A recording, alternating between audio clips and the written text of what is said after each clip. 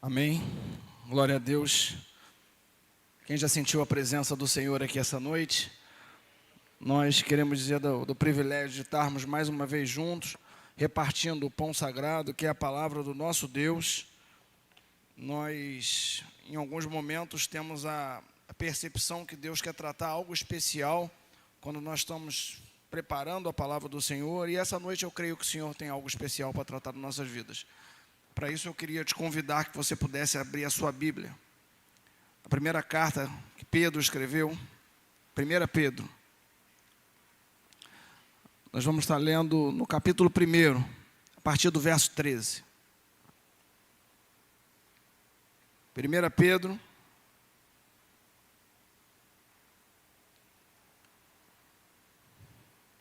a partir do verso 13. Onde o texto sagrado nos diz assim: por isso, preparando o seu entendimento, sejam sóbrios, esperem inteiramente na graça que está sendo trazida na revelação de Jesus Cristo. Como filhos obedientes, não vivam conforme as paixões que vocês tinham anteriormente, quando ainda estavam na ignorância.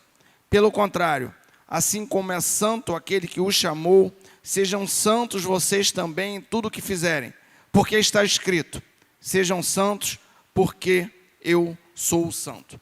Vamos orar mais uma vez?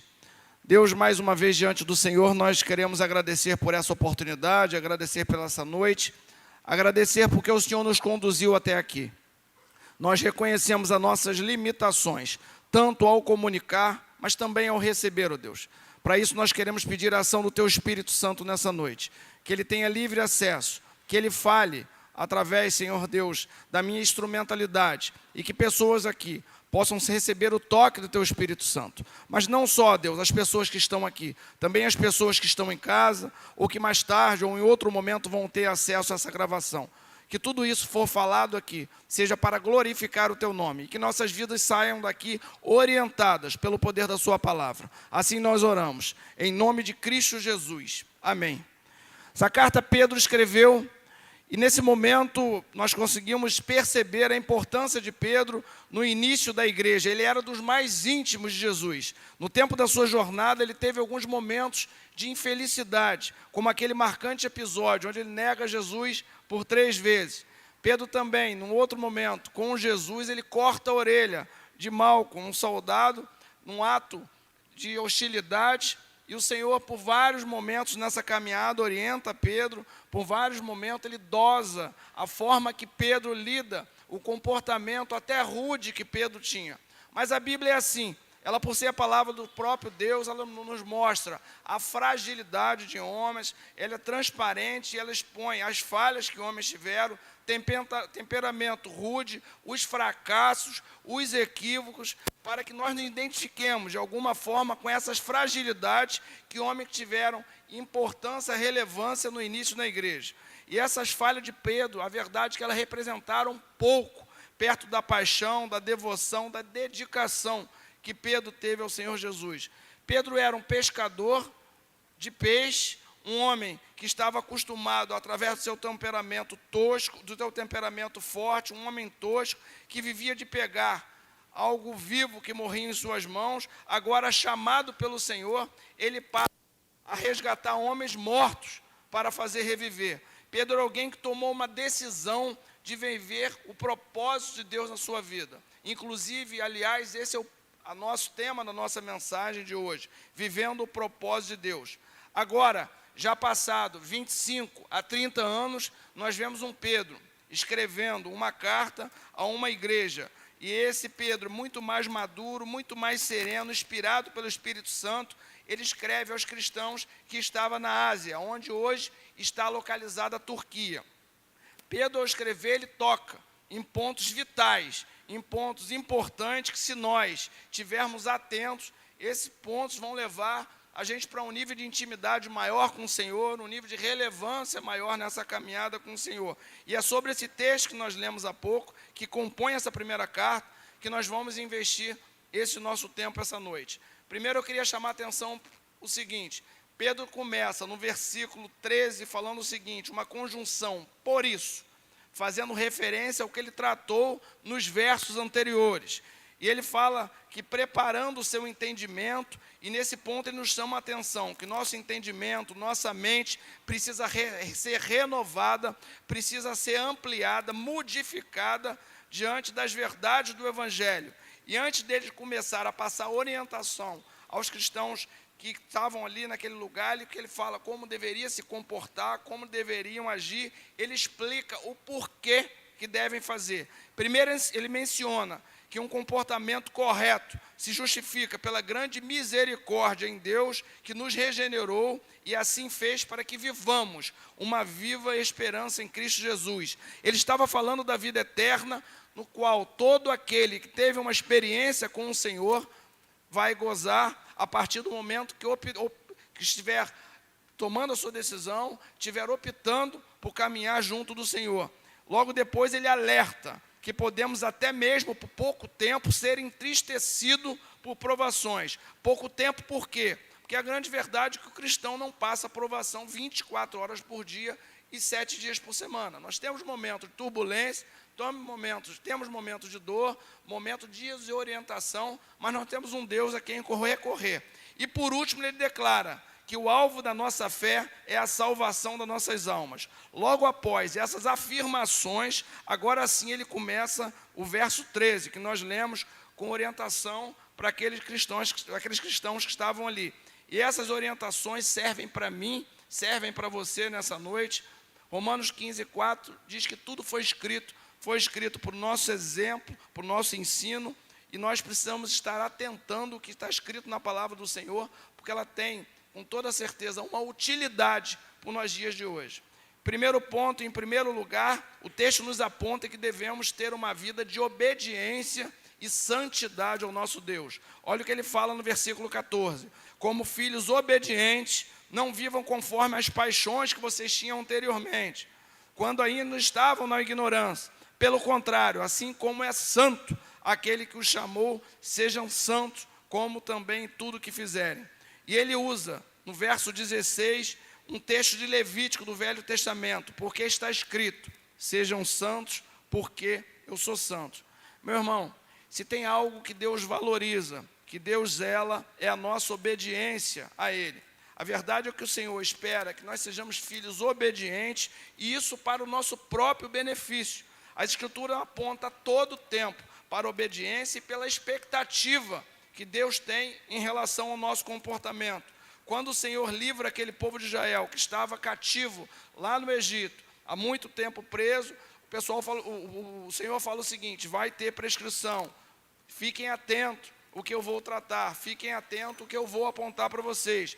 Em Deuteronômio 8, ele diz o seguinte: tenham cuidado de não se esquecer do que o Senhor seu Deus, deixando de cumprir os seus mandamentos, os seus juízos, os seus estatutos que hoje lhe ordeno. O povo de Israel deixou de ouvir. Uma caminhada que poderia demorar dias, demorou 40 anos. E facilmente eles chegariam ali num tempo menor.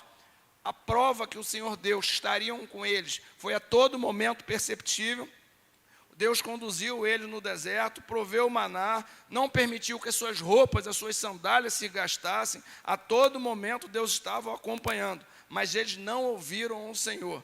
E lá em Hebreus 3, o escritor diz o seguinte: poucos puderam entrar na terra prometida por conta da incredulidade. A desobediência nos afasta do propósito de Deus, nos afasta dos projetos de Deus e nos leva para lugares áridos, lugares mais longos. Acabamos tendo caminhada nessa vida muito mais longa, pagando um pedágio muito mais caro, porque não vivemos o que o Senhor espera de nós. Tem áreas que não frutificam na nossa vida, tem áreas que não andam, tem áreas que não evoluem, porque nós vivemos uma vida de desobediência. E o outro ponto que vale ressaltar é que quando ouvimos a palavra desobediência, pensamos sempre em pecados de grandes vultos. Pensamos sempre em pecados que a gente acaba qualificando ou acaba, de alguma forma, trazendo um grifo maior, mas a verdade é que desobediência nada mais é do que fazer algo diferente do que o Senhor tem planejado para nós. A desobediência é não estar onde Deus estima, Deus espere que nós estejamos, e nós acabamos, por conta dessa desobediência, não vivendo o propósito que o Senhor tem para nossas vidas. Quando Deus aponta para Jonas, para ir para Nínive, ele simplesmente se levanta e vai para Tarsis.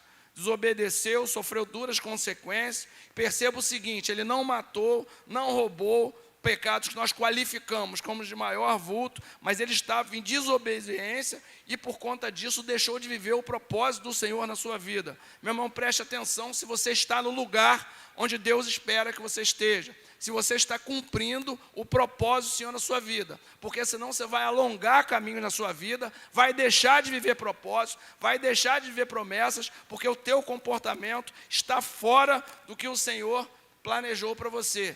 E aí nós vemos pessoas com falta de paz, com falta de alegria, com a saúde emocional abalada, sofrendo e acaba se distanciando dos propósitos de Deus. Nós precisamos nos atentar para não permitir que o inimigo das nossas almas destabilize as nossas famílias, destabilize as nossas vidas, inclusive vida financeira, matrimonial, vida familiar, porque nós deixamos de estar atentos ao que o Senhor prescreve para nós. Apesar de termos essa herança pecaminosa, herança essa que nós herdamos, isso está no nosso DNA, desde a criação, e Paulo toca nisso. Quando ele escreve aos Romanos, no capítulo 5, ele diz, pela desobediência de um só homem, muitos se tornaram pecadores. Paulo estava fazendo uma clara referência a Adão, que permitiu que o Senhor, naquele momento, o Senhor permitiu que ele usufruísse de tudo no jardim do Éden. A única imposição que o Senhor fez foi apenas uma restrição, que não tocasse na árvore do bem e do mal.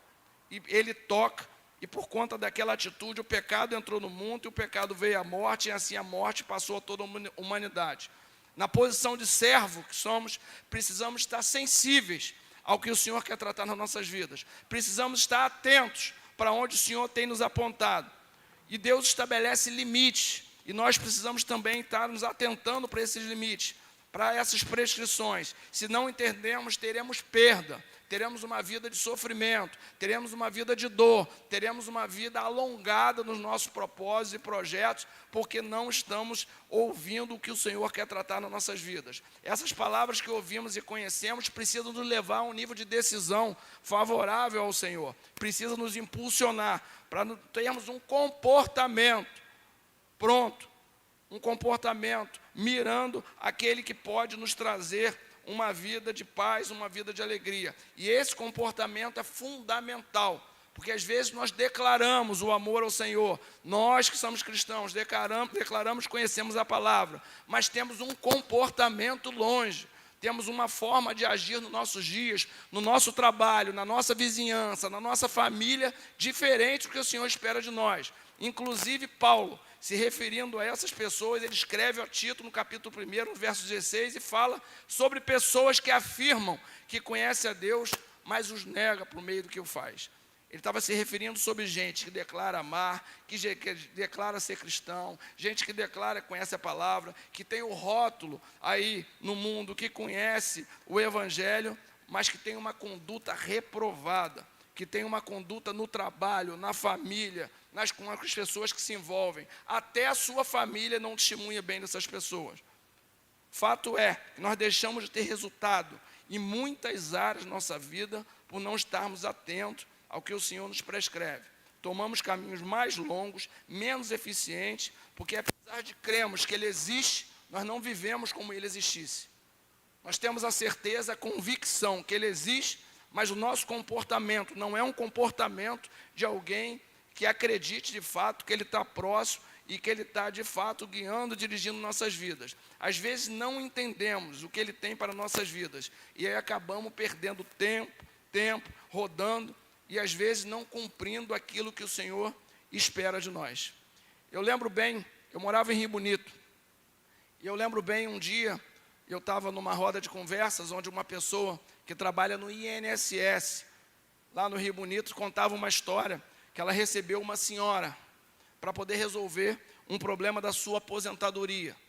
Essa senhora tinha uma expectativa grande de se aposentar, já tinha juntado os documentos, esperava o dia de completar a idade, e quando completou o dia, no dia seguinte ela estava lá.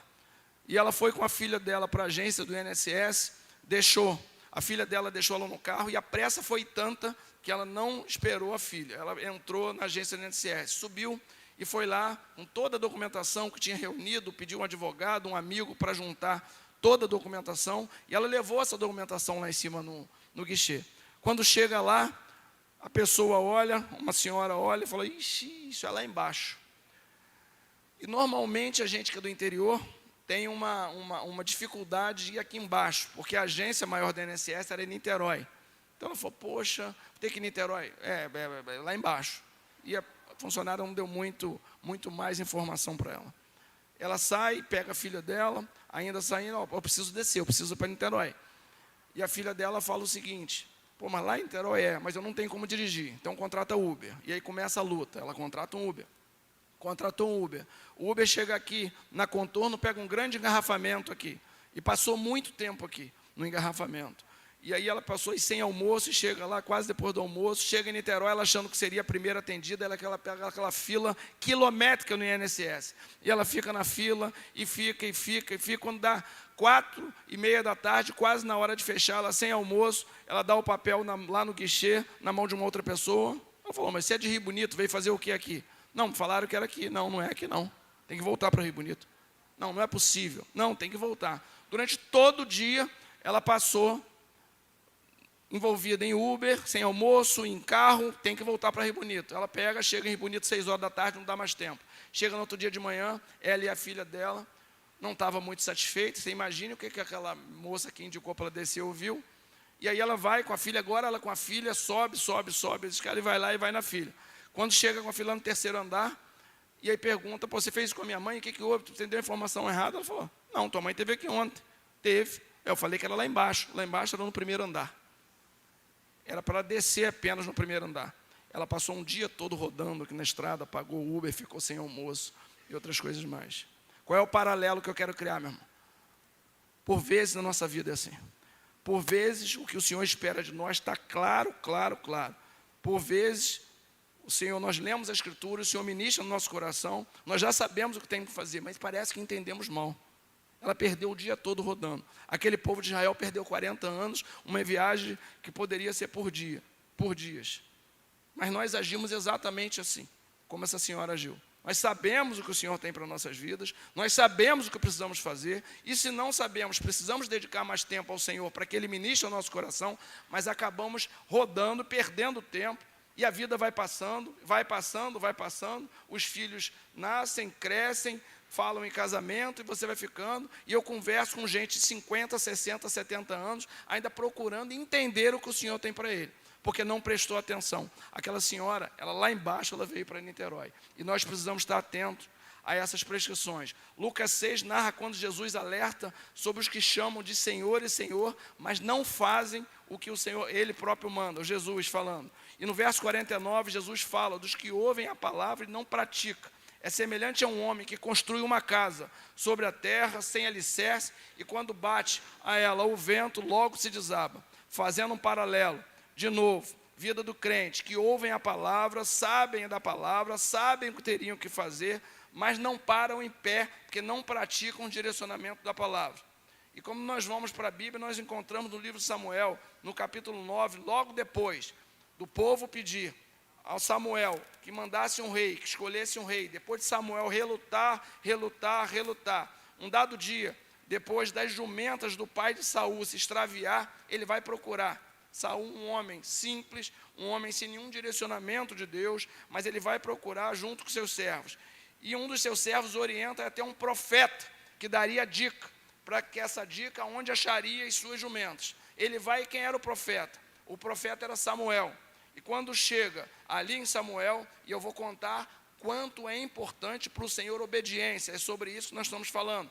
E agora, ele chega diante de Samuel, e esse texto que nós vamos ler, eu queria que você abrisse a sua Bíblia, em 1 Samuel, capítulo 9. Nós vamos estar lendo a partir do verso 15.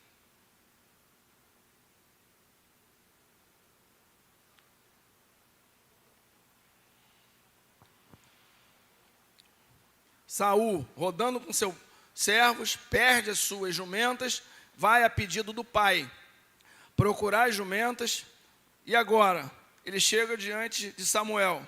1 Samuel 9, a partir do verso 15. O texto sagrado nos diz o seguinte: ora, um dia antes de Saul chegar, o Senhor tinha revelado isso a Samuel, dizendo: amanhã a essas horas enviarei a você um homem da terra de Benjamim, o qual você ungirá por príncipe sobre o meu povo de Israel, e ele o livrará, o meu povo, das mãos dos filisteus, porque eu olhei para o meu povo, pois o seu clamor chegou até a mim.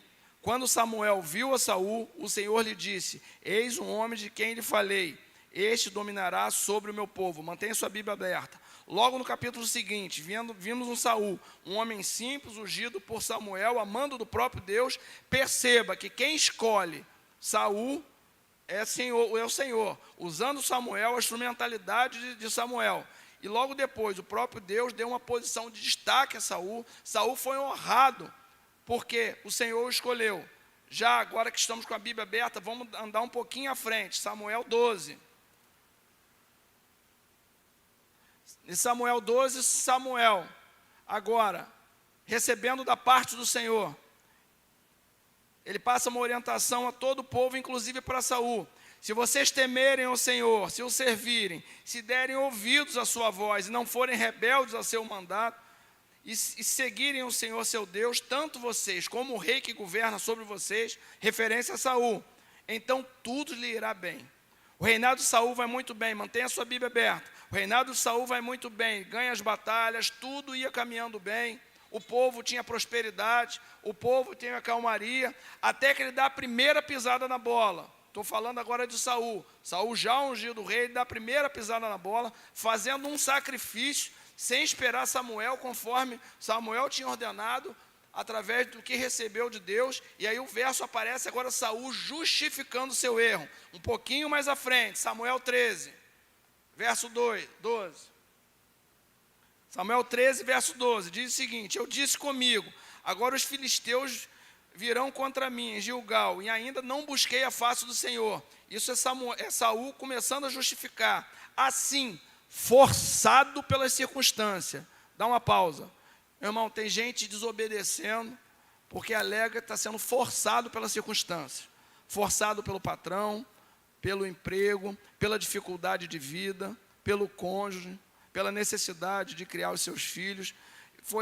Olha o que Saul está falando agora: eu fui forçado pelas circunstâncias, para ele não obedecer. Vamos continuar. A oferecer holocausto. 13. Então Samuel disse a Saul: você cometeu uma loucura, não guardando o mandamento que o Senhor seu Deus lhe ordenou, pois o Senhor teria confirmado para sempre o seu reinado sobre Israel. Agora já no capítulo 15, não precisa abrir. Saul tem uma nova oportunidade. O Senhor ordena que ele lute contra os amalequitas, porque os amalequitas se colocaram na frente deles quando saíram do Egito. O Senhor ordena que mate todos, sem exceção. Matem mulheres, crianças de peito, idosos, matem todos. Saul sabe o que faz? Leva 210 mil homens para lutar. Luta, ganha. Agora, da cabeça dele, ele resolve trazer o príncipe, o rei dos amalequitas, e resolve também trazer os animais mais gordos, os animais cevados, da cabeça dele. Às vezes nós agimos assim, meu irmão. Deixamos de ouvir o que o Senhor quer tratar de forma clara e começamos a embaçar os nossos pensamentos e perdemos a bênção. Perceba que esse Saul foi um Saul que era abençoado, era um Saul que foi escolhido pelo Senhor, e olha o que vai acontecer agora. Agora, o mesmo que escolheu e ungiu e fortaleceu Saul, é o mesmo que, por conta do comportamento de Saul, diz agora o seguinte, 1 Samuel 15, 11, lamento haver construído Saul como rei, porque deixou de me seguir e não executou as minhas palavras. O mesmo Deus que mandou ungir por conta do comportamento é o mesmo Deus que fala o seguinte: eu lamento ter te construído como rei. Eu estou querendo te mostrar o seguinte, meu irmão, o seu comportamento ele é decisivo para você viver o propósito, as promessas do Senhor. Às vezes nós estamos pensando que essas coisas é fruto do acaso. Nós estamos pensando que isso é fruto de uma explosão. Nós estamos pensando que é fruto de uma coincidência. Mas a verdade é que por o Senhor, Ele nos abençoa, e a motivação deles é continuar nos abençoando, mas Ele quer e precisa que nós obedeçamos, e precisa que essa obediência esteja ligada à paixão, esteja ligada ao amor, esteja ligada à dedicação. Amém, meu irmão? Está todo mundo entendendo? Nós precisamos construir um sentimento em relação ao Senhor para que essa obediência flua naturalmente. A nossa obediência não pode ser apenas motivada pelas bênçãos que nós vamos receber aqui nessa vida. Aliás, Paulo escreve exatamente sobre isso aos Coríntios, fala o seguinte: se a nossa esperança em Cristo se limita apenas a essa vida, nós somos as pessoas mais infelizes desse mundo. A NVI traduziu da seguinte forma, a Nova Versão Internacional, que nós somos o mais digno de compaixão. E outras versões que somos mais miseráveis de todos os homens. A obediência tem por consequência bem-aventurança em todas as áreas. Vida de obediência tem por consequência, vida de desobediência tem por consequência distância de Deus, fracasso, desilusão. A nossa obediência precisa ir além das circunstâncias, dos momentos que vivemos, da nossa comodidade. Nós vemos homens que abriram mão de tudo e resolveram sofrer o dano para ser obedientes. Nós vemos aquele amigo de Daniel, Mesaque, Sadraque e Abidnego. Depois de ter uma segunda oportunidade para não negarem a todos aqueles outros deuses, a todo aquilo que precisava se curvar, e teriam punições, teriam dificuldades, eles não fizeram. Eles preferiram ser firmes, ser fiéis a esse Deus. Eles foram colocados na fornalha. Mas a palavra fala que o fogo não teve força sobre eles. O fogo não trouxe mal nenhum a eles. Nós vemos um José parar na prisão, aquilo que seria um tempo de caos, apenas porque a mulher de Potifar assedia. Sabe o que ele fala? Como faria isso contra o meu Deus? Como faria isso contra o meu Deus? Falou o seguinte: manda para onde você quiser. Aquilo que seria o caos para a vida de José, sabe para que serviu? Foi um grande estágio, foi um grande aprendizado. Foi alguém que passou um período de aprendizado para depois ser um dos maiores governadores que nós já vimos. Meu irmão, Deus zela o tempo todo por nós. E nós precisamos ter uma vida de obediência, independente das circunstâncias, independente do momento, independente das dificuldades. O mesmo Pedro, que escreveu essa carta que nós estamos lendo, no capítulo 3, ele escreve o seguinte: porque os olhos do Senhor repousam sobre os justos, e os seus ouvidos estão abertos, sensíveis às suas súplicas. Se você quer prosperar em qualquer área, seja financeira, seja matrimonial, seja familiar, seja na criação dos seus filhos, você precisa estar atento e cumprir o que Deus espera de você. Você precisa ter a certeza que os olhos do Senhor estão repousando sobre a sua vida, e Ele vai cumprir o que Ele prometeu. Amém, irmão? Nós cremos nisso. Segundo lugar, Pedro nos orienta o seguinte: amar intensamente uns aos outros. Pedro, ao escrever a carta, ele começa a se posicionar em relação ao que ele sabe que vai trazer uma vida de mais proximidade, uma vida de mais correção e, por consequência, uma vida de melhor aventurança. E agora eu estou na continuação daquela carta que nós lemos. Estou de novo em 1 Pedro. Eu queria ler com você a partir do verso 17. 1 Pedro, capítulo 1, verso 17.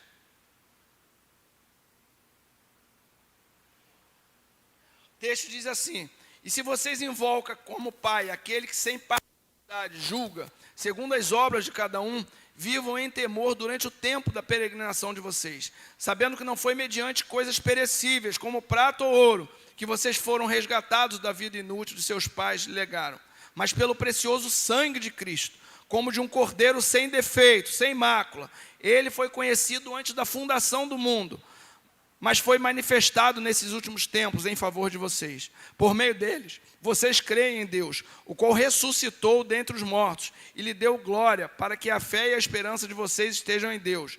Agora presta atenção: tendo purificado a alma pela obediência, pela verdade, com vista ao amor fraternal, não fingido, amem intensamente uns aos outros de coração puro. Primeiro ele começa afirmando que Deus vai nos julgar segundo as nossas obras. E depois ele aponta para a necessidade de cumprirmos a expectativa de Deus para que nós possamos nos amar uns aos outros. Meu irmão, existe um ministério que deve fazer parte da vida de todo cristão. E esse ministério se chama amor. Inclusive lá no Evangelho de João, o próprio Jesus diz o seguinte: o meu mandamento é esse, que vocês amem uns aos outros, assim como eu os amei. Paulo, quando escreve os Efésios, diz que nós fomos salvos não fomos salvos pelas obras. Mas logo no verso à frente ele diz o seguinte: mas para as boas obras.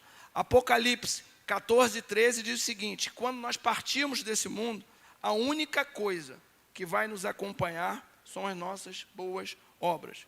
Meu irmão, o mundo se tornou autônomo, individualista, egoísta, e nós estamos envolvidos neles. E por vezes nós também nos achamos bom de bola, nós nos achamos também independentes, nós nos achamos também dono do nosso nariz, nós nos achamos acima do bem e do mal. E acabamos esquecendo que o Senhor tem uma expectativa em relação ao nosso comportamento. Se algo que o Senhor aponta e valoriza é como lidamos, ou como nós lidamos com nossos irmãos. O Senhor tem expectativa que a igreja do Senhor se abençoe. O Senhor tem expectativa que a gente tenha a noção que essas obras, o nosso comportamento, nós levaremos ela. E ele fala o seguinte: fica atento, você vai ser julgado por isso. Na terceira epístola de João, capítulo único, nós vemos um homem chamado Gaio. Gaio, seu nome foi parar nas Escrituras pela forma que ele agradava a Deus com o seu comportamento. Não precisa abrir. 3 João 1 diz o seguinte: amado, você é fiel no que está fazendo pelos irmãos. Nome de Gaio. Apesar de serem desconhecidos, eles falavam à igreja a respeito do seu amor. Você fará bem e se encaminhar a sua viagem, tem encaminhado a sua viagem de um modo agradável a Deus. Gaio era um homem que tinha um comportamento correto, fazia o que era bem, mesmo a quem não podia retribuir. Ele estava fazendo bem a estrangeiro. Por vezes nós somos até razoáveis. Nós somos razoáveis para o de casa, para a nossa família, para a pessoa que nós gostamos, para as pessoas que convivem com a gente. Meu irmão, quantas vezes você pagou um almoço para uma pessoa que não tem tanta relação com você? Quantas vezes você chamou alguém da igreja, alguém perto da sua casa, algum familiar, para abençoar ele com uma oração? Quantas vezes você chamou alguém que você não está tão próximo para você, para dar um presente? Nós somos egoístas, nós acabamos esquecendo que nós seremos julgados pelas nossas boas obras. O amor que declaramos precisa vir seguido de obra, de ação. Nós precisamos nos movimentar. A nossa declaração de amor sem obras, ela é inútil, não vale de nada. Aquele discurso que nós amamos, aquele discurso que nós amamos todos, que nós somos cristãos, por isso nós amamos, se elas não tiverem obra, de nada vale. É papo furado. E nós precisamos ter um comportamento, e o Senhor espera isso de nós, que nós possamos ser instrumentos para abençoar os outros. A nossa situação, seja ela qual for, não pode trazer limitação para nós sermos bênção na vida dos outros. Quando nós vamos lá em Atos dos Apóstolos, no capítulo 9, conta a história de Dorcas. Vocês sabem o que Dorcas era, meu irmão? Era costureira. Nada que é uma sala de costura, um ateliê ou a própria profissão. Mas normalmente, ou provavelmente, ela não tinha dinheiro tão sobrando assim para abençoar a todos. Mas a palavra usa uma frase assim: ela era notável pelas suas boas obras. Quando Dorcas morre, vai muita gente chorar na casa de Dora. Fala assim: essa mulher era diferente, essa mulher tinha compromisso. Provavelmente, ela era alguém que ia criando seus recursos para abençoar outros. A sua profissão não foi limitadora para poder abençoar outros. E por vezes, nós achamos que só podemos abençoar se nós tivermos sobra. Mas a verdade é que essa sobra só vai vir a partir do momento que nós fomos abençoadores. Nós precisamos entender que o reino de Deus tem suas próprias regras. O reino de Deus tem o seu próprio padrão. E no reino de Deus é melhor dar do que receber. Pedro, no capítulo 2, Jesus diz o seguinte, que nós deixamos de exemplo para que sigamos os seus passos. E nós precisamos estar atentos a isso. Meu irmão, eu tenho uma propriedade. E o negócio principal da minha propriedade é gado. E todas as outras atividades que eu tenho na propriedade, eu denomino como secundária para abençoar outros. Preste atenção nisso. Todas as outras. Então, normalmente o banco do meu carro tem coco, ovo, mel, tem queijo, tem leite, tem laranja e outras coisas mais. E meu compromisso é não vender essas coisas secundárias. Então, vizinho, irmãos, amigos, eu costumo abençoar. Tem gente que come um ovinho da roça sem ter galinha, sem ter nada no quintal, sem precisar comprar ração. E que beleza, e a gente dá para as crianças, a gente dá para os conhecidos, e dá para o vizinho de porta, e dá para os colaboradores. E chegou uma determinada época que o ovo era tanto, que quanto mais eu dava os ovos, mais as galinhas botavam. Eu levava para o refeitório, eu dava para os funcionários comer, eu trouxe para o DAC, eu trouxe para os amigos, e quanto mais eu dava, e mais as galinhas botavam. E eu olhava aquilo, era sobrenatural. Só tem que um dia eu tomei uma decisão, que decisão infeliz. Eu falei assim, as galinhas estão botando muito, eu vou começar a vender os ovos. E resolvi levar uns ovos para a minha loja. Aí minha mulher falou um dia, eu lembro bem, saindo da garagem, ela falou assim, mas você precisa disso? Eu falei, amor, mas está botando muito, eu não tenho. E eu achei, a ração está cara, eu vou levar os ovos para a loja. Meu irmão, os irmãos ficaram com água na boca, os irmãos deixaram de receber. E sabe o que aconteceu? Parece que alguém foi no ouvido da galinha sussurrar, para de botar, porque agora ele passou a vender os ovos. Meu irmão, eu nunca vi, que crise de ovo. Eu deixei de ter os ovos, os irmãos deixaram de ser abençoados, os irmãos deixaram de estar, de alguma forma, compartilhando dessa bênção comigo, e provavelmente essas galinhas devem estar rindo de mim. Eu falei, vou parar de fazer força, o homem passou a vender agora. E as pessoas deixaram de ser abençoadas. Enquanto eu me dispus a abençoar, sobrou ovo, tinha ovo para tudo quanto é lugar, eu levava ovo, nunca vi tanto ovo, as galinhas botavam, tinha mais ovo do que galinha. A partir daí eu resolvi fazer graça, eu falei agora eu vou pegar, eu vou vender os ovos, secou os ovos. Mas não tem problema não, eu aprendi a lição, eu comprei mais pintinho, eu comprei tudo, daqui uns dias tem ovos. Mas eu estou querendo te mostrar o seguinte, quando nós nos dispomos a dar, como nós dispomos a abençoar, e sobre isso que Pedro estava falando. Pedro queria que cada cristão que tivesse noção desse compromisso. Quanto mais você for abençoador, mais Deus vai te abençoar. E nós precisamos entender esse padrão que o Senhor cria no reino. E nós precisamos dar, e o Senhor tem um compromisso de nos reabastecer. Mas nós não podemos nos fechar a essa realidade. Paulo, quando escreve aos Coríntios, ele fala, no seu capítulo 2, na segunda carta, no capítulo 9, ele diz o seguinte, é Deus que dá a semente ao que semeia, e pão para alimento. Também Ele suprirá e aumentará as sementes, e multiplicará os frutos da justiça de vocês. Meu irmão, tem bênção que nós recebemos, que são verdadeiras sementes para ser lançado no reino. Não é para comer. Às vezes, além de comer o pão, nós queremos comer a semente. E aí, com a semente, a gente deixa de investir, a gente deixa de lançar, e nós acabamos deixando, por consequência, de vermos a multiplicação do Senhor chegando na nossa vida. E nós precisamos atentar. Nós podemos ser abençoadores de muitas maneiras. Eu não sei quantos de vocês têm algum perfume pela metade. Meu irmão, se você tem mais de 2, 3 frascos de perfume, doe um perfume. Olha para o irmãozinho aqui do lado e fala assim, eu vou doar. Não tem problema estar aberto, não. Tem gente que não está podendo comprar um. Se você tem 2, 3, 4 relógios, pega um e fala assim, eu vou te doar um relógio, meu irmão. Pega depois da escola dominical, escolhe um irmão que você não tem tanta intimidade, fala assim, eu vou te levar para almoçar, onde você gostaria de almoçar hoje? Pague o almoço dele. Pega um irmão que tem criança aqui, que não está podendo nesse momento levar no McDonald's, fala assim, vamos no McDonald's, fazer um lanche, é tudo para minha conta. Eu tenho recebido uma bênção, eu quero abençoar a sua vida. Eu estou querendo te falar só o seguinte, você precisa se dispor a ser usado por Deus. Se você não estiver sensível a isso, você não vai ser abençoador e, por consequência, não vai ser abençoado. E essa regra, esse padrão é do reino. Quem está falando que existe semente para serem lançadas e para você comer só o pão, é o próprio Senhor. Só tem que você estar comendo pão e comendo a semente e não está vendo a multiplicação chegar na tua casa. E você precisa tomar algumas decisões para que essas decisões, pessoas, sejam abençoadas e você também, por consequência, vai ser abençoado. Faça um teste.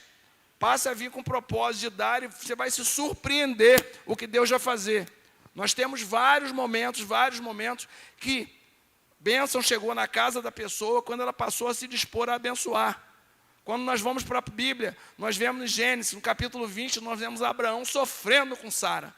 Sara estéril, ele doido para ter um filho, doido para dar continuidade, ele só tinha promessa.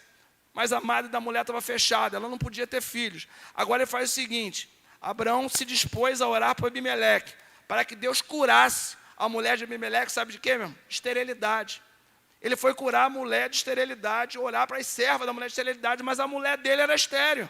Mas ele fala o seguinte, não, eu vou. E ele ora. A bênção chega na casa de Abimeleque, suas servas. Todas elas abrem a madre e voltam a ter filho. Agora, se você for no capítulo seguinte, virar a folhinha da sua Bíblia, Abraão é instrumento do Senhor. E agora, no capítulo 21, o Senhor diz o seguinte, ele abre a madre da sua mulher. ele abriu a madre da mulher quando ele se dispôs a orar. Ele vai orar pela madre da mulher dos outros, e a dele estava fechada, a bênção chega na casa dele. Quando nós vamos no livro de Jó, nós vemos Jó sofrendo. Ele sofre 42 capítulos. Se você não estiver bem psicologicamente, emocionalmente, você passa mal lendo Jó. Você entra em depressão. Ele sofre, perde. Mas no capítulo 42 ele fala o seguinte, ele vai orar pelos seus amigos. Como é que um homem sofrendo daquele jeito, perde tudo, ele vai orar pelos outros? Mas a palavra fala, no verso 10, o seguinte, está escrito assim, o Senhor restaurou a sorte de Jó quando esse orou pelos seus amigos, e o Senhor lhe deu em dobro tudo o que ele tinha. O cara quebrado, arrebentado em todo sentido, com perdão da palavra, agora ele vai orar pelos outros, e a bênção chega na casa dele. O padrão está criado nas Escrituras. Todas as vezes que nós agirmos como um leito de um rio, doando, o Senhor tem um compromisso de reabastecer a nossa despensa, a nossa casa, a nossa finança, o nosso emocional, os nossos sonhos, os nossos projetos. Amém, meu irmão? Nós precisamos estar atentos a essas verdades. Nós estamos falando de palavra de Deus. Eu não falei nada aqui que não falasse 2, 3 textos. Nós estamos olhando para a palavra, nós estamos mirando a palavra. Eu não estou falando palavra para te emocionar. Eu não estou falando, não tem conversa aqui para de alguma forma mexer com teus sentimentos. Nós estamos falando de palavra de Deus. E todas as vezes que nós estivermos dispostos a olhar para a palavra, Deus vai nos abençoar. Isso é mandamento, não é opção. Agora, a forma, o jeito, Ele que decide. Nós somos os servos, Ele é o Senhor.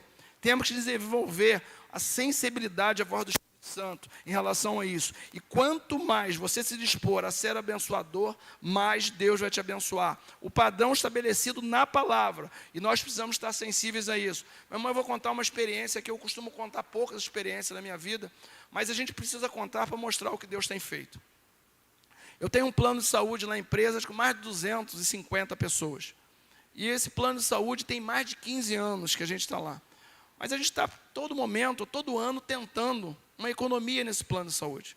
Todo ano a gente chama a pessoa, procura negociar, procura ver uma melhor forma e não reduz. Esse ano eu tomei uma decisão. Eu vou tirar esse plano de saúde dessa determinada tarjeta, dessa determinada marca, e vou botar para um plano de saúde inferior, mas moderado. Não queria fazer isso. Um plano de saúde de menos relevância, menos conhecido, mas eu vou fazer isso. Eu vou tomar essa decisão. E comecei a negociar, procuramos uma operadora que lida com o nosso plano de saúde. Ela falou, não tem, está difícil também para a gente, não tem jeito de mexer nisso. E aí tá bom.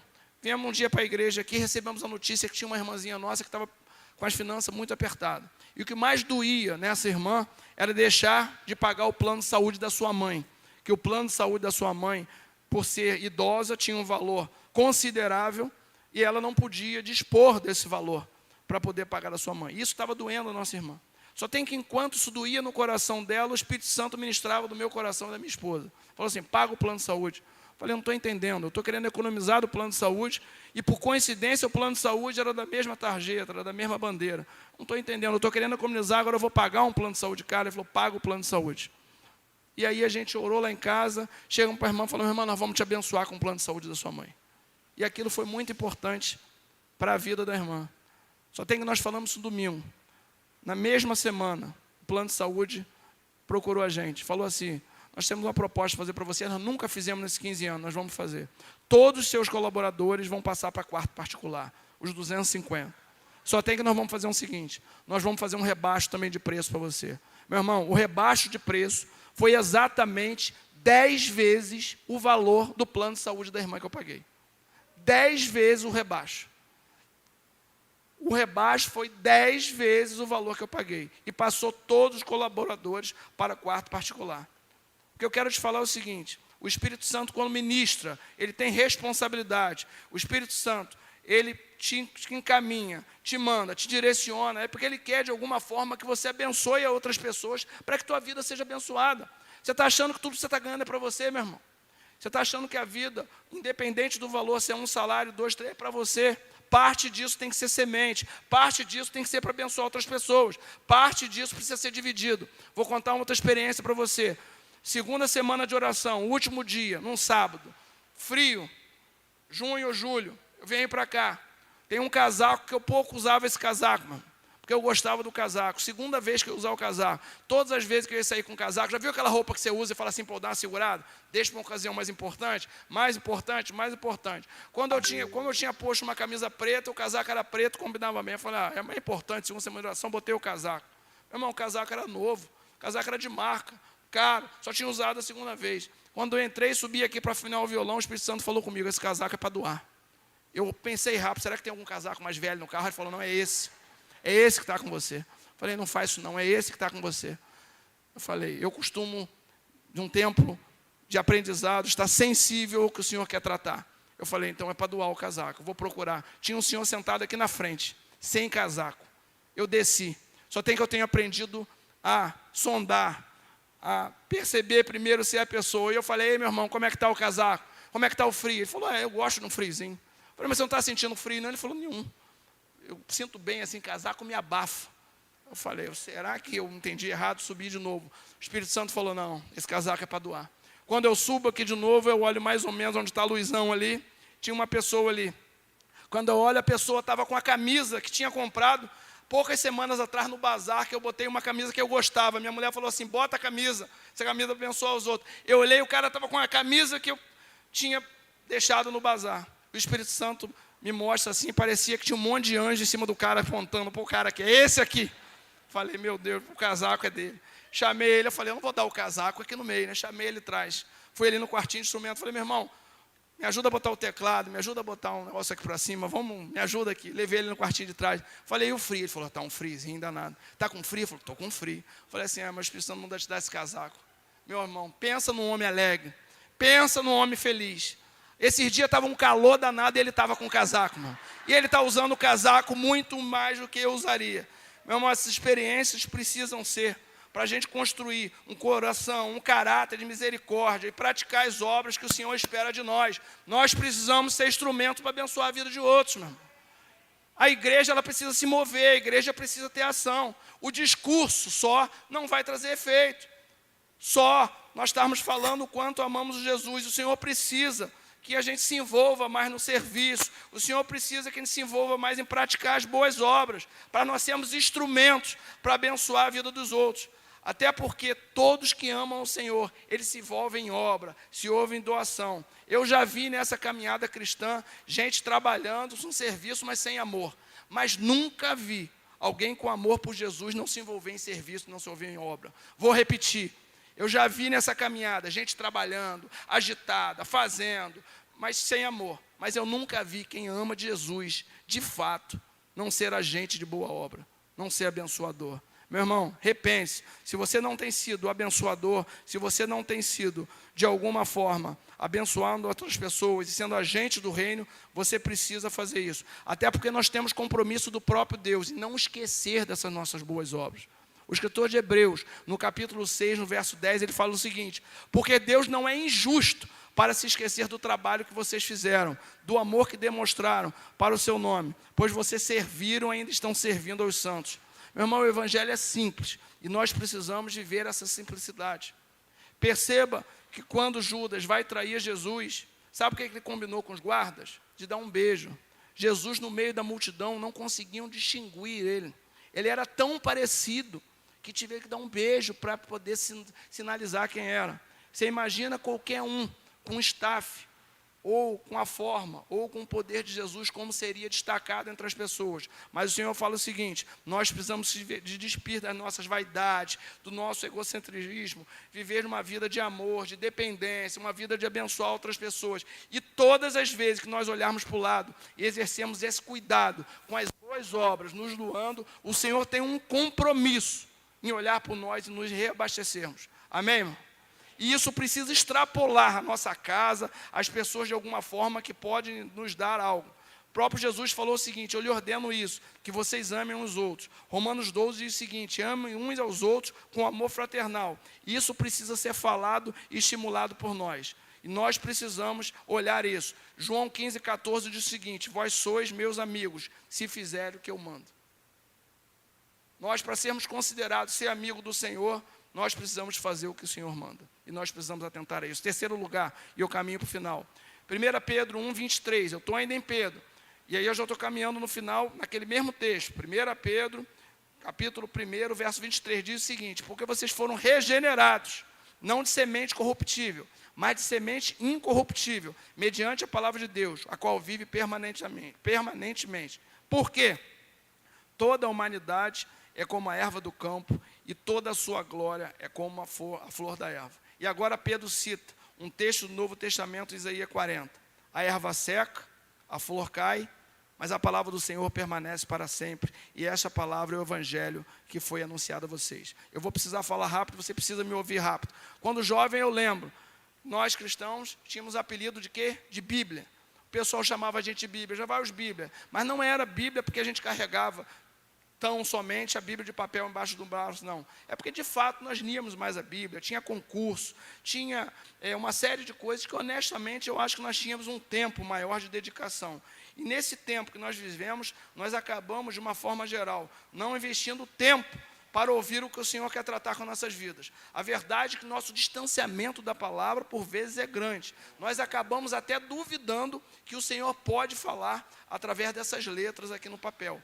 Nós acabamos vivendo uma vida de distanciamento e as outras facilidades que nós acabamos envolvendo, que o mundo atual nos trouxe, o tempo atual, parece que ela tem o objetivo muito mais de distrair, muito mais fazer a gente perder tempo do que efetivamente nos levar para perto do Senhor. Eu lembro que antigamente, quando a gente ia fazer um almoço como esse de hoje, se preparava o almoço 2 dias antes. Tinha que acender lenha, botar feijão não sei aonde, não tinha panela de pressão, não tinha mais outras coisas. Nós temos uma passagem de Atos Apóstolos que Pedro vai para cima do telhado esperar fazer o almoço, tanto era o tempo que ia demorar. Eu lembro que, normalmente, isso demorava dias, 2, 3 dias de planejamento. Hoje falta paciência para a gente, para os 4 minutos do miojo. A gente fica lá olhando e está achando que está demorando. A gente pega hoje, nós temos a facilidade de telefone celular, de comunicar onde a gente quiser. Eu lembro quando novo, eu ia para Silva Jardim com meu pai tinha um Jeep e a gente morava aqui do lado. Essa viagem demorava um dia inteiro para ir para Silva Jardim, a gente preparava, fazia sanduíche, fazia farnel, fazia uma série de coisas. E aí hoje nós vivemos um mundo muito mais fácil, um mundo que teria muito mais tempo para nos dedicarmos à palavra do Senhor, mas isso que nós temos hoje acabou virando distração. Não que essas coisas sejam pecaminosas, mas elas acabam tomando o teu tempo e acabam concorrendo com a sua prioridade, que deveria ser o reino do Senhor. Hoje, novela, filme, jogo, mídia social, essas séries intermináveis, depois que morre todo mundo, parece que todo mundo ressuscita e volta no final, e todo mundo continua, a gente continua acompanhando série nesse canal fechado, e não acaba. A série é outra, vem outro lote, não acaba. E a gente acaba trocando o tempo que nós poderíamos dedicar na palavra do Senhor, e a gente acaba não observando o que o Senhor tem para nossas vidas. No Evangelho de João, Jesus declara o seguinte: aquele que tem os meus mandamentos e o guarda, este é o que me ama. Existem apontamentos que nós só podemos dizer que nós amamos ao Senhor se de fato nós estivermos com as suas escrituras olhando, e a gente olhando, investindo o tempo e buscando. Outro ponto relevante, que nós precisamos nos fortalecer. E para nos fortalecer, nós precisamos estar com os nossos olhos voltados para a palavra. Romanos 10, que a fé vem pelo ouvir, e ouvir a palavra de Deus. Se não tivermos fé, não conseguiremos avançar nesses dias, meu irmão. As dificuldades são muitas, os traumas são muitos, os desafios são muitos, seja familiar, seja financeiro, seja do nosso próprio sonho, seja do nosso próprio emocional. Se não tivermos fé, nós não vamos conseguir ir além.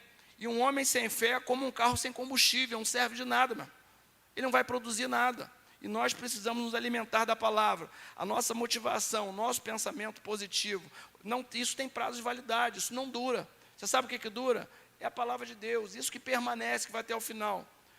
E nós precisamos estar atentos, que o Senhor quer tratar algo com nossas vidas, e a gente precisa se fortalecer nessa palavra. A palavra tem o poder de impossibilitar ver além das circunstâncias.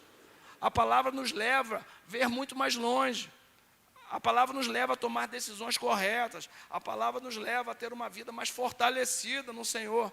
Independente do momento que nós passamos, se nós passarmos a priorizar a palavra, ela vai nos transformar e nos fará bem-sucedido. Tiago diz o seguinte: mas aquele que atenta bem para a lei perfeita, a lei da liberdade, e nela persevera, não sendo ouvinte, que logo se esquece, mas operoso praticante, preste atenção, esse será bem-sucedido no que realizar. Nós estamos querendo ser bem-sucedidos em muitas coisas, estudamos para isso, nos dedicamos para isso, investimos tempo no nosso casamento, nossas finanças, mas aonde nós deveríamos investir, por vezes nós investimos. Nós precisamos ter uma relação de proximidade com a palavra de Deus, a ponto dela transformar nossas atitudes. Nós só teremos céus abertos na nossa casa, na nossa família, se nós tivermos a Bíblia aberta. Amém, irmão? Nós precisamos acreditar nisso.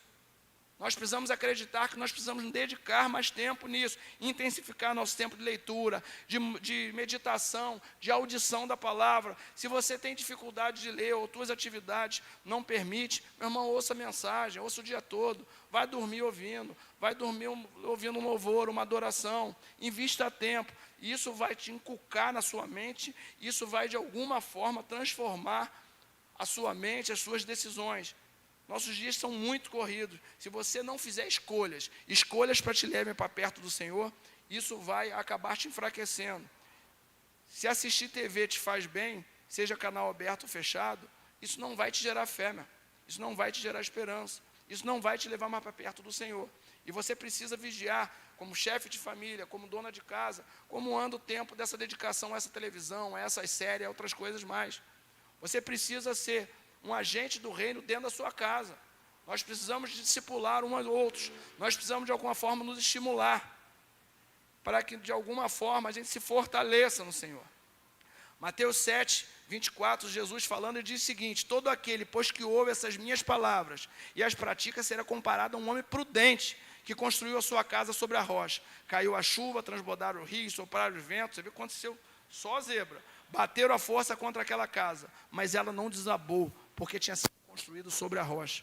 A única forma de resistirmos a esses desafios, a essa dificuldade, é dedicando tempo na palavra de Deus. A palavra precisa mudar a nossa visão, precisa mudar nosso entendimento, ela precisa nos motivar a ir mais longe. Nós só teremos esses céus abertos, nós estamos falando, se essa palavra estiver aberta. Uma vez expostos a essa palavra, ela vai produzir impacto, mudança de comportamento em nossos dias. Quanto mais tempo investirmos na palavra de Deus, seja ouvindo, seja lendo, seja meditando, nós vamos ter a vida transformada. A palavra vai nos instruir e nos levar para decisões corretas. Amém?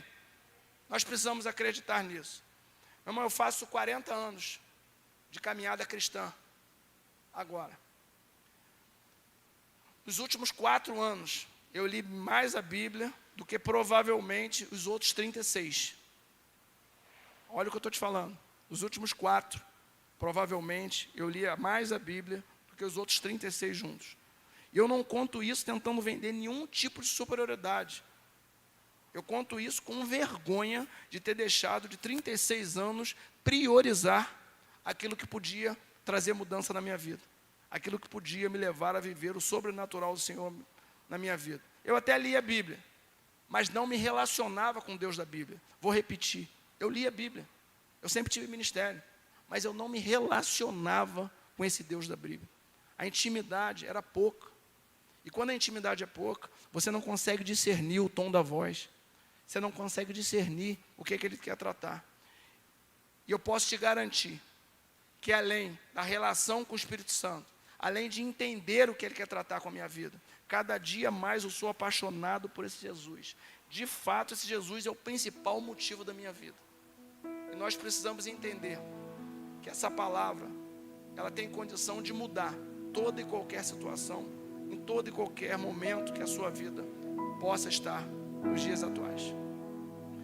Billy Graham tem uma frase que eu gosto muito, que ele diz o seguinte: viva hoje como Cristo tivesse sido crucificado ontem, como ele tivesse ressuscitado hoje e como ele fosse voltar amanhã. A verdade é que nós parece que não acreditamos que nós estamos cada vez mais perto desse encontro com o Senhor. Nós acabamos vivendo e priorizando tantas coisas, que parece que esquecemos que somos estrangeiros aqui, que estamos aqui de passagem, algumas delas abreviadas, um estalo de dedo. E nós precisamos dar o real valor ao que essa palavra tem, ao que esse Jesus tem, porque isso sim vai nos levar a viver outro nível de relação com Ele. C.S. Lewis tem uma frase que todos nós somos cristãos deveríamos pensar nela e analisar, tentando nos localizar dentro dela. Diz o seguinte: o cristianismo, se ele for falso, não tem valor nenhum. Se o cristianismo é falso, isso aqui não vale de nada. Se ele é verdadeiro, tem valor infinito. A única coisa que ele é impossível ser é mais ou menos importante. O que ele está dizendo é o seguinte: se tudo isso é falso, larga para lá. Não tem sentido a gente vir aqui, não tem sentido a gente se dedicar mais ou menos. Se você acha que é verdadeiro, viva com toda a tua força, com toda a sua paixão, com todo o seu empenho, com toda a sua dedicação às verdades dessa palavra. A única coisa que não pode ser, meu irmão, é mais ou menos importante. Eu creio, mas não ajo como creio. Eu tenho fé, mas só em momento que me convém. Eu tenho um comportamento correto, mas só em alguns dados momentos. E acabo não vivendo o propósito que o Senhor tem para nossas vidas. Preste atenção nisso, mano. O Senhor manda a palavra para alertar o seu povo. O Senhor manda a palavra para mudar o nosso pensamento, mudar as nossas prioridades. E nós precisamos atentar a essas verdades. Vamos nos colocar de pé para nós orarmos juntos. Por vezes nós vivemos como não tivéssemos um encontro marcado com o Senhor. Você sabe a única coisa que difere, irmão? Você só não sabe o dia e só não sabe a hora. Mas esse encontro já está marcado. Isso não deve ser motivo de medo. Isso deve ser um motivo de alegria. Sabermos que nós vamos encontrar com o Pai. Nós precisamos viver em prol do dia que nós vamos encontrar com esse Deus. E nós vamos ouvir: vinde bendito meu Pai, entra do gozo do meu Senhor. Isso deve ser algo que deva mover o nosso coração, mover nossos dias, mover tudo o que nós vamos fazer durante a nossa semana. Nós precisamos renunciar a tudo aquilo que tem atrapalhado e nos levado para longe de Deus. Cada um tem uma dificuldade, não é fácil não, irmão. Quem está falando para você viveu 36 anos comendo o básico, fazendo raso, vivendo raso, em níveis mais rasos possível. Fácil não é, mas nós precisamos tomar algumas decisões. Nós estamos falando de princípio básico do Evangelho. Nós estamos falando em obediência, nós estamos falando em amor ao próximo, nós estamos falando em dedicação à palavra do Senhor. E nós precisamos nos reavaliar como nós temos vivido nesse tempo, como nós temos nos comportado diante disso tudo que o Senhor tem colocado para nós. Isaías 60 fala uma coisa que é muito marcante para mim. Ele fala o seguinte: levanta-se e resplandeça, porque já vem a sua luz, e a glória do Senhor está raiando sobre você. A Bíblia fala muito sobre levantar, pessoas que levantaram.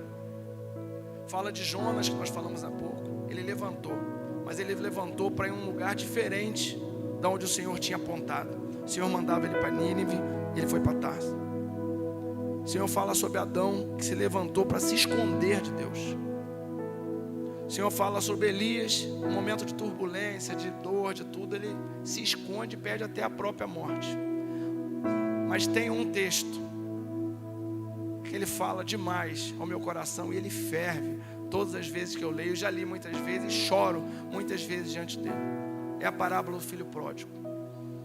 Conta a história daquele filho que viveu distante do pai, deixou de aproveitar tudo que o pai tinha, acabou comendo bolota dos porcos, sendo embrulhado pelo mundo.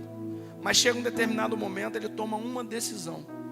E se você falou no texto, a decisão diz o seguinte: levantar-me-ei, irei ter com meu pai.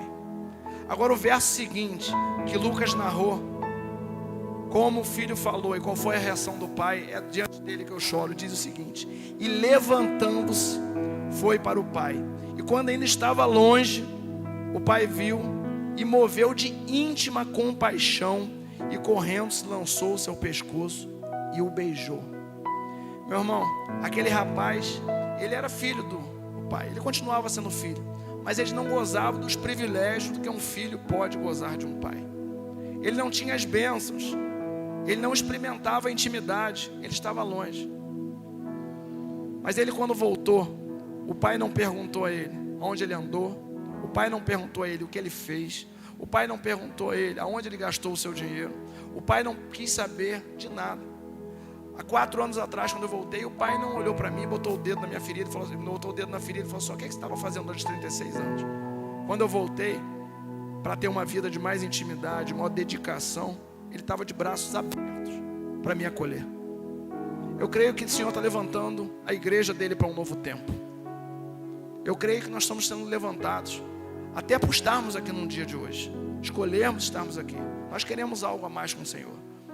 Nós queremos viver esse sobrenatural do Senhor em nossas vidas. E a exemplo daquele filho que queria aumentar a relação de tempo com seu pai e se lançou de todo o coração, eu creio que tem pessoas aqui essa noite que queiram aumentar a sua relação com o pai. Tem pessoas aqui que ouviram e falaram assim: eu preciso viver mais perto do Senhor. Tem pessoas aqui que disseram o seguinte para si mesmo: eu preciso tomar jeito em algumas questões, eu preciso tomar atitude em algumas questões. Eu queria que você estivesse orando nesse momento, fechasse os seus olhos, e eu queria orar especificamente para quem quer tomar uma decisão de estar mais perto do Senhor, que já é filho, que já é cristão, que já trabalha na casa do Senhor, que já tem cargo, que já se envolve com o Senhor, mas percebe o seguinte: eu preciso ir um pouco além. Eu preciso, como aquele filho, tomar uma decisão de falar para o pai: pai, eu quero viver isso na minha vida. Meu irmão, eu acredito que decisões que nós tomamos na casa do Senhor, ela pode virar decretos no reino. E para isso e por isso, eu estou nesse momento falando o seguinte: se você é uma dessas pessoas, eu queria que aonde você está, enquanto a igreja ora, mesmo você sendo daqui, mesmo você sendo cristão, mesmo você já sendo há muitos anos como eu fui, mas entende que precisa fazer um pouco mais, que precisa se dedicar um pouco mais. Eu queria que você levantasse a sua mão onde você está, que eu quero orar por você. Deus abençoe. Deus abençoe. Deus abençoe. Deus abençoe. Deus abençoe. Deus abençoe. Deus abençoe. Deus te abençoe, meu. Deus abençoe. Deus te abençoe. Deus te abençoe. Deus te abençoe, meu. Deus te abençoe. Deus te abençoe. Pode abaixar a tua mão. Deus te abençoe.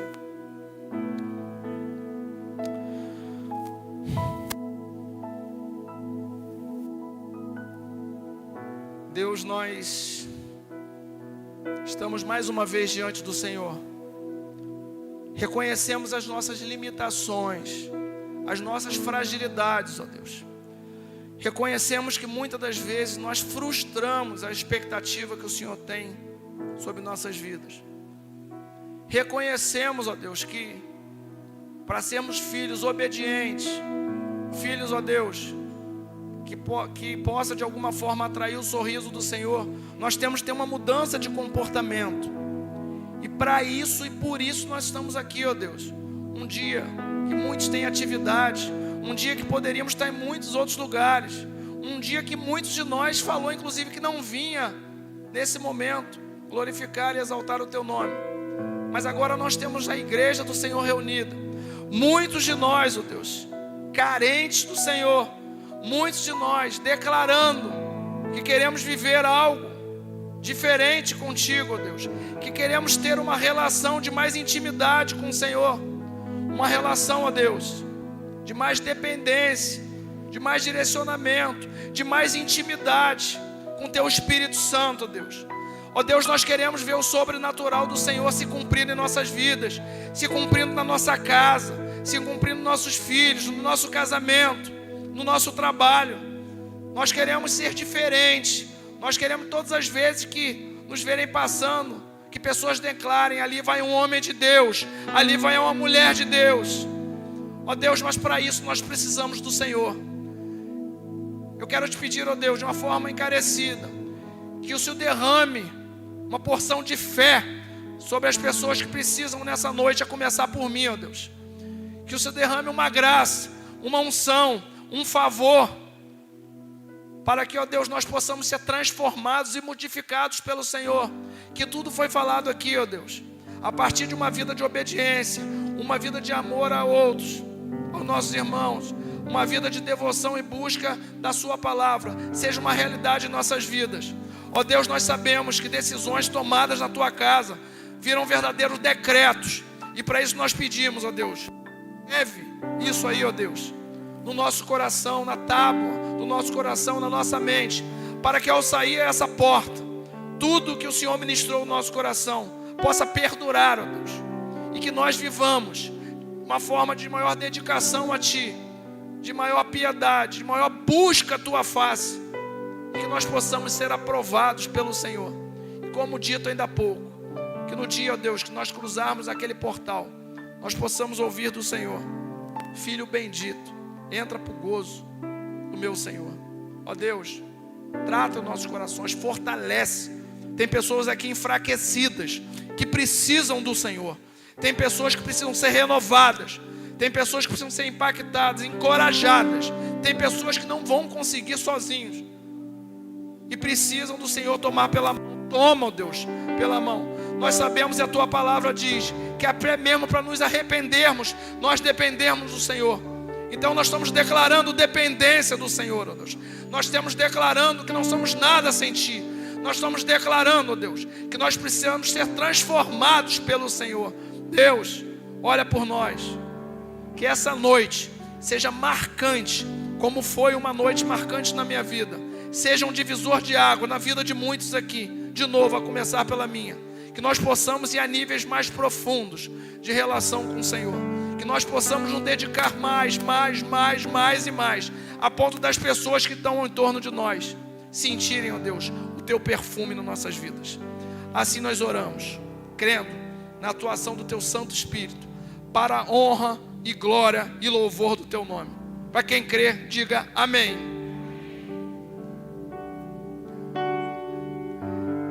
Enquanto o pastor vai caminhando aqui para frente, que nós vamos encerrar, meu irmão, a gente queria dar uma oportunidade. Nós temos pessoas aqui que já estão listadas na família da fé. Eu queria que você, enquanto igreja, ainda estivesse orando comigo nesse momento. Mas tem gente que não está alistada nem ainda nesse exército. Tem gente que ouviu tudo isso e acha importante, acha bonito, acha legal, mas fala o seguinte: como eu vou fazer isso? E nós, nesse momento, nós estamos abrindo a oportunidade para orar especificamente para as pessoas que querem tomar uma decisão essa noite de seguir a esse Deus que foi falado aqui. E nós sabemos que tem gente, tem pessoas que precisam ser encorajadas, porque a mão agora, ela pesa quilos para levantar a mão em favor desse Deus. Mas eu creio que tem alguém aqui que quer tomar uma decisão por esse Deus. E eu queria abrir uma oportunidade especificamente para isso, para orar especificamente, para que se tem alguém em nosso meio, para que alguém se manifeste, que eu quero orar especificamente pela sua vida. Tem alguém em nosso meio que quer tomar uma decisão por esse Senhor, que não tem ainda? Amém, irmão? Deus abençoe a sua vida. Cheirinha, me ajuda ali. Tem mais alguém que quer tomar uma decisão especificamente em relação a esse Jesus que nós estamos falando e declarando? Meu irmão, não se constrange. Amém, irmão? Deus te abençoe. Robert, me ajuda ali com o Senhor.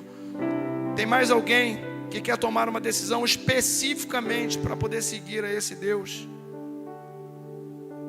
Nós vamos orar pela vida dessas pessoas que também tomam uma decisão para poder seguir a esse Deus. Deus, nós só temos a agradecer ao Senhor. Não vem nada na nossa mente, na nossa boca, que não seja gratidão, Deus. Gratidão porque o Senhor tem ministrado, falado, tratado a sua igreja. Nós sentimos o Teu Espírito Santo fluindo no meio de nós. Ó Deus, obrigado pelo que o Senhor tem feito em nossas vidas. Obrigado, ó Deus, especialmente por essas pessoas que tomam uma decisão de Te seguir a partir de hoje. Fortaleça, Deus, o coração dessas pessoas. Fortaleça e confirme essa decisão, ó Deus. Que o inimigo não tenha mais nenhum tipo de proximidade ao coração dessas pessoas, porque elas estão declarando agora que esse coração é seu, ó Deus. Ó Deus, ajude na caminhada de fé. Ajude, ó Deus, aonde ser que elas vão congregar, aonde for, ó Deus, que elas vão congregar. Ajude, ó Deus, para que, ó Deus, elas sejam um farol a iluminar, que sejam sal da terra, luz do mundo. Ó Deus, obrigado, porque nós temos fé e nós cremos que nesse momento o Senhor está escrevendo o nome delas no livro da vida aí no céu. E nós, enquanto igreja, estamos recebendo um sorriso de aprovação do Senhor. Obrigado, Deus. Obrigado. Nós despedimos do Senhor, pedindo que o Senhor guarde o seu povo, que o Senhor nos conduza em paz para nossos lares, que nós possamos ter uma noite guardada e abençoada pelo Senhor. Assim oramos, em nome de Jesus. Amém. Recebam a bênção, meu irmão.